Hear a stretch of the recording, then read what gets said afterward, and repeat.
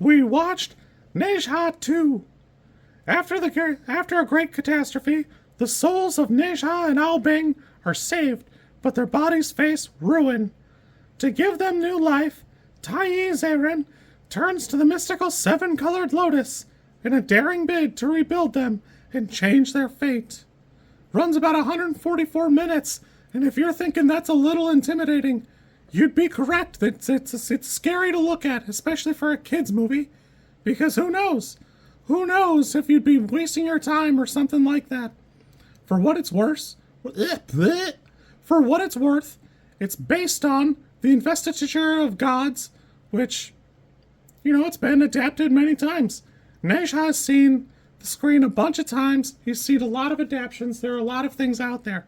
I'd be the first person to tell you that I don't know anything about Chinese mythology. I know a little bit about the Monkey King, the same way anybody who's watched Dragon Ball knows a little bit about the Monkey King, but in that same hand, you could easily say that what we know about the Monkey King is wrong. Or at least, it's wrong to the adaptation that a lot of people are familiar with. So, that said, I did spend a little time kind of looking at some different things, the different angles of this, and, man, I'm surprised how different all this stuff is. Because it's written and directed by the same guy, Jiaozi, and, man, it's got some crazy stuff, and it takes some pretty bold swings. I'm starting to realize that this really is Chinese Shrek. And honestly, I think it's better than Shrek, because while Shrek spends a lot of its time being slapstick and making bits, it's trying not to tell a cohesive story the way Ne Zha is. Ne Zha has some serious points that I don't know that I think a Shrek movie's ever really tried to reach for. And admittedly, they're just different movies. They're different companies, they're different things, but that's the closest thing I can get, is it's trying very hard to be basically that. Is like a mythologically animated children's movie, and I think it kind of rips. I was stunned how good this movie stays for the entire 144 minutes. There were a couple of times I thought, man, there's no way this movie still has this much runtime to go. It's got a lot of crazy stuff going on it. I will admit, I must not know what pills are, because I know what I think a pill is. I think you get it out of a bottle and you take it, but at some point they're turning monsters into pills, and I just have a lot of questions. And I guess I need to do a little bit more reading, and it wasn't immediately present because, of course, pills doesn't just pop up when you're looking for that answer. Speaking of big swings, there are 4 dragons of the different seas. There's the Dragon King and his 3, what are typically his brothers. In this one, they changed one of them to a woman, which I think is kind of crazy, because not only does she have a great character design, but also, she's got cool powers. I don't know if that's from the book or whatever. Man, they have such cool, interesting vibes. I really like this. I couldn't believe how cool some of these little characters are. And I think the character design for a couple side characters is really good too. Not the least of which being Dero and Crano, or whatever her name was. Because they even seem like they're a deer and a crane.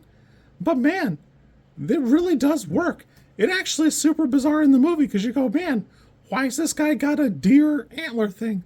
But it's cool because it suits, and there's there's a bunch of cool mythological characters. They all have their own vibes, their own things. Even Ne Zha's parents.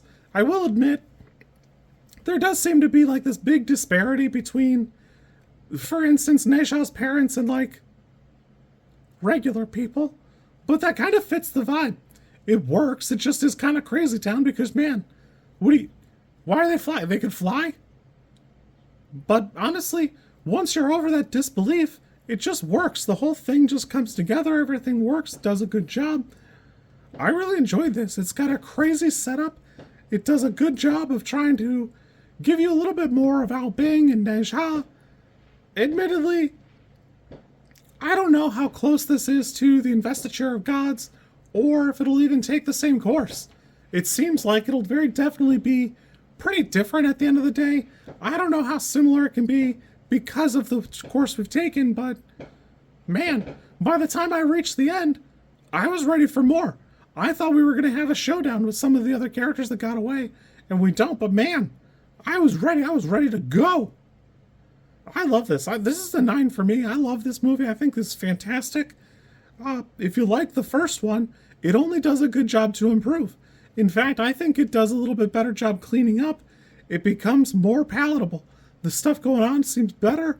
It's got less of some of the annoying bits where if you don't like Gingy or Pinocchio being so present in later Shrek movies, this kind of moves away from the two like clay pot characters in like Tai Yi. They're in the movie, but they're not as like front and center. It's definitely Ne Zha's movie where he's definitely at the forefront. He's probably got the most screen time, and it feels like it's mostly him as opposed to a little bit of Tai Yi running around and his thoughts and stuff. I had a great time with this. Cleanly animated, everything looks good. God, it looks great. The animation is crisp. The shots are fantastic. Man. I forget puppets can't whistle. Anyways, you kids be good. I'll catch you soon, and we'll go from there.